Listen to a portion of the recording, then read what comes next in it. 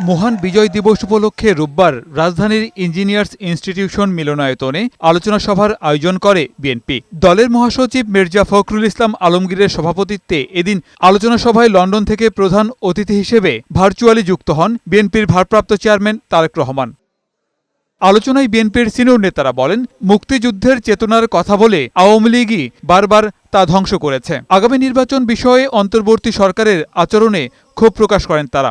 যারা বর্তমানে দেশ চালাচ্ছেন তারা নানাভাবে নানা উচিলায় জনগণের যে অধিকার, ভোটের অধিকার পুনঃপ্রতিষ্ঠার ব্যাপারে বিলম্ব করছে। আমাদেরকে অবশ্যই অতি দ্রুত একটি গ্রহণযোগ্য নির্বাচনের মধ্য দিয়ে এই সংস্কারের পথকে আমাদের সুগম করতে হবে। প্রধান অতিথির বক্তব্যে অন্তর্বর্তী সরকারের কর্মপরিকল্পনা ও নির্বাচনী রোডম্যাপ প্রসঙ্গে নিজের বক্তব্যও তুলে ধরেন তারেক রহমান। বলেন, জনগণ এই সরকারকে সফল দেখতে চায়। রাষ্ট্র মেরামতের জন্য অন্তর্বর্তীকালীন সরকারের আর কত মাস কিংবা কত সময়ে প্রয়োজন সেটি জানার অধিকার জনগণের রয়েছে।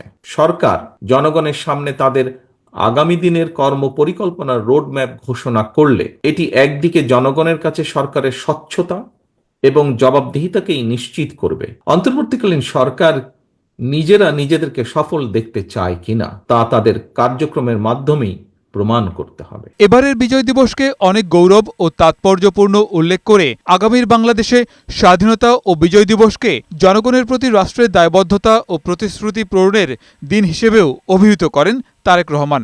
লাখো মানুষের রক্তের উপর দিয়ে দেশের জনগণ আজ এক অভূতপূর্ব ঐক্যের মোহনায় এসে দাঁড়িয়েছে।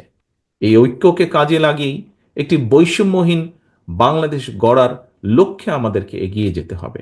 বিজয় দিবসের প্রাক্কালে এদিন দেশবাসী সহ সকলকে শুভেচ্ছা জানান বিএনপির ভারপ্রাপ্ত চেয়ারম্যান।